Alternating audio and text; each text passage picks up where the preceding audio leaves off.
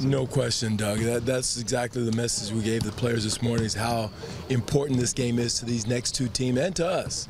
Yeah. And, it's another good situation. It's going to be a playoff type of game, physicality. The intensity of the game is going to be there. It's not going to be like the game Sunday.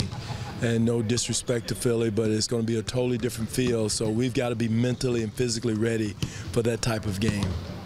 Does that help keep their attention, Dwane? Well, it should. It should. We know that this team is they're fighting for their playoff lives, and we're fighting for home court. And, those things are a recipe for a good, physical, intense game, which in turn helps us. It helps both teams, I'm sure, but it helps us as we go toward the playoffs.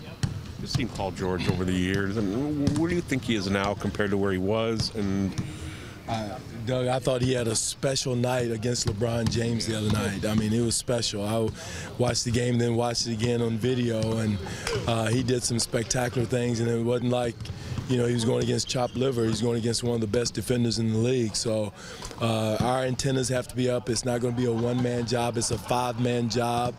But the primary responsibility is going to be on DC and Tuck. But again, we've got to have the help's got to be where they're supposed to be, when they're supposed to be there at all times. PJ was saying he thinks that George might be a smarter player, which makes him a little bit better than he was pre-injury. Yeah, the game is slower for him now. After the injury, you get to study things. You got to see how you watch a lot of video. The game slows down for you a little bit, like it has for DeMar. I think the game has slowed down for him. So, yes, the game is slower. He reads situations better. You take away one thing, he goes automatically, immediately to his counter. And so, as a defender, you've got to guard multiple things in one possession, which in turn has made him a much better, much tougher player to defend.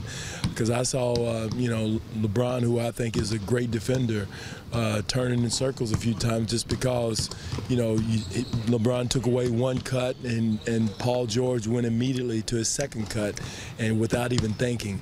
And so, you have to be on your P's and Q's to guard him. So what separates great offensive players from good ones? That ability to make immediate counters to defensive plays? Quick decisions, being decisive on what they're doing.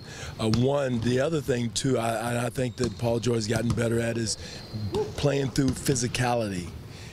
To be a great offensive player, you're going to be grabbed, you're going to be hit, you're going to be touched, you're going to be bumped, and you got to play through that. And that's another area I think DeMar DeRozan has gotten better in, and Paul George is much better in. He gets hit 3 or 4 times going through those screens, and he keeps on going. And a guy that's faint of heart will stop on that first one.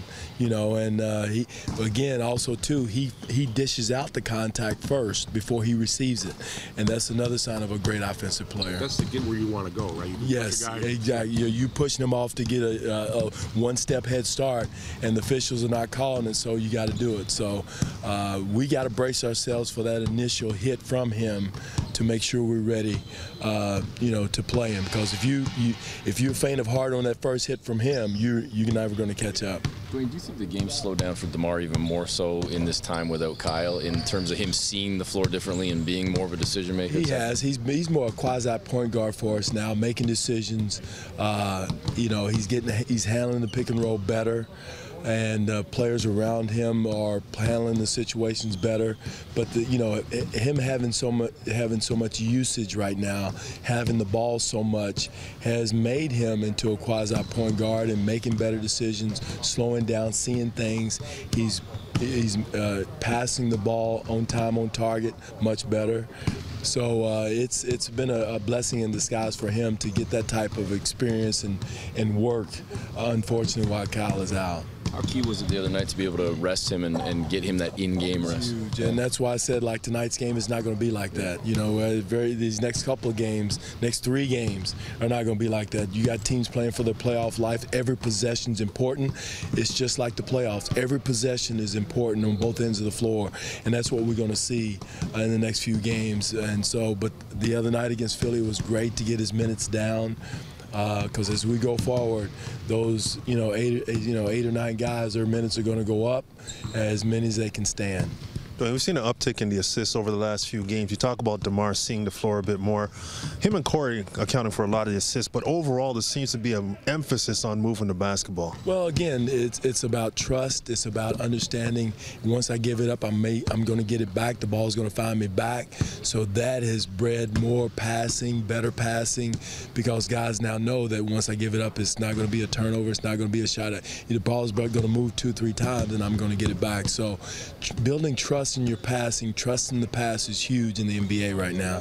And especially when your best players are willing passers or passers trying to help his teammates get a shot, that's so important, and it makes your team very difficult to defend.